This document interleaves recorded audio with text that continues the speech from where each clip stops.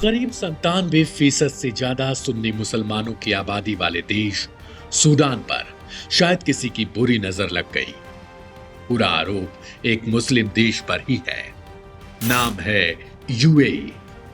अब जिसकी सत्ता के खिलाफ दुनिया भर के मुसलमान आवाज उठा रहे हैं। सूडान, वो देश जो कभी अफ्रीका की उम्मीद था, आज आग में जलता एक बंजर मैदान बन चुका है। साल 2023 से शुरू हुआ गृह युद्ध अब इंसानियत की सबसे डरावनी कहानी बन गई। राजधानी खार्तूम से लेकर दारफूर तक हर सड़क खून से लाल है, हर घर में मातम है। दो ताकतवर जनरल सूडान आर्मी के अब्देल फतह अल बुरहान और अर्धसैनिक बल आरएसएफ के कमांडर मोहम्मद हमदान दगालो, जिसे दुनिया हेमदती के नाम से जानती है, सत्ता की भूख में अपने ही देश को चीर चुके हैं। कई हजार लोग मारे जा चुके हैं। 1.2 करोड़ के आसपास लोग विस्थापित हो गए और 2.5 करोड़ लोग भूख से तड़प रहे हैं। यह सिर्फ युद्ध नहीं, एक साइलेंट नरसंहार है जिसे दुनिया देख रही है पर कुछ नहीं कर रही।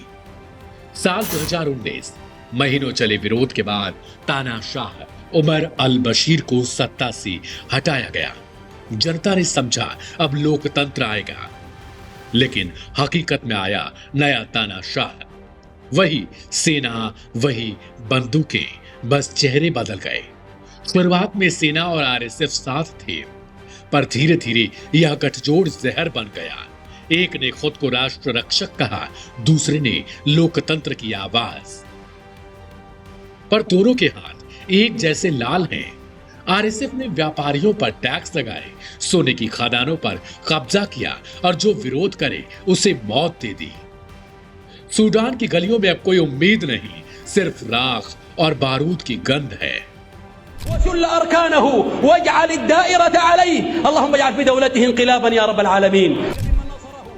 ये सूडान की एक मस्जिद से उठी आवाज है। शुक्रवार की नमाज के बाद इमाम ने यूएई पर अल्लाह से कहर बरपाने और जैद की सत्ता से बेदखली की दुआ की। सूडान से ये पहली आवाज यूएई के खिलाफ नहीं उठी है। कहानी सूडान की और भी खतरनाक है।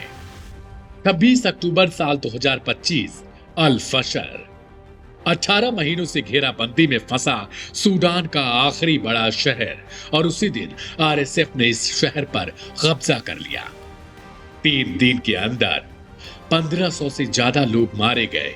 घर में घुसकर हत्याएं, महिलाओं के साथ बलात्कार, बच्चों को दीवारों से पटक पटक कर मार दिया गया।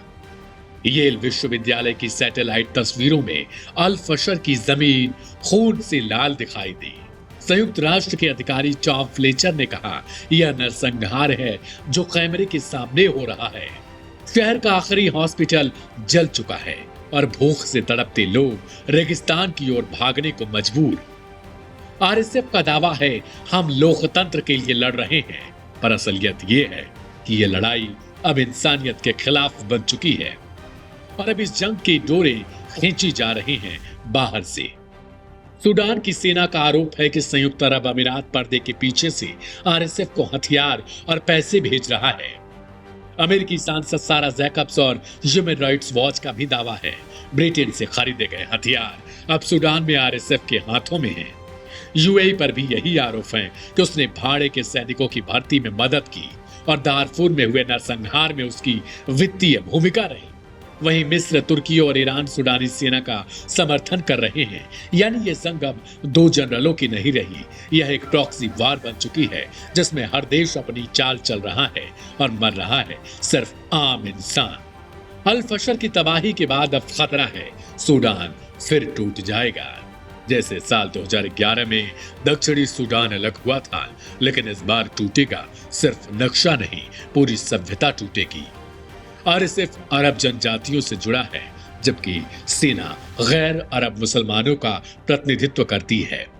ह्यूमन राइट्स वॉच के मुताबिक यह जाति सफाया है। यहाँ मसालियत जनजाति के लोगों को निशाना बनाकर खत्म किया जा रहा है। अंतर्राष्ट्रीय न्यायालय ने यूएई पर मामला यह कहकर खारिज कर दिया कि उसने नरसंहार कन्वेंशन से खुद को बाहर रखा है, यानी कोई सजा नहीं, कोई जवाबदेही नहीं। सूडान अब सिर्फ खून से नहीं, दुनिया की चुप्पी से भी लाल हो चुका है, और यह चुप्पी शायद आने वाले कई नरसंहारों की बुनियाद बन जाएगी।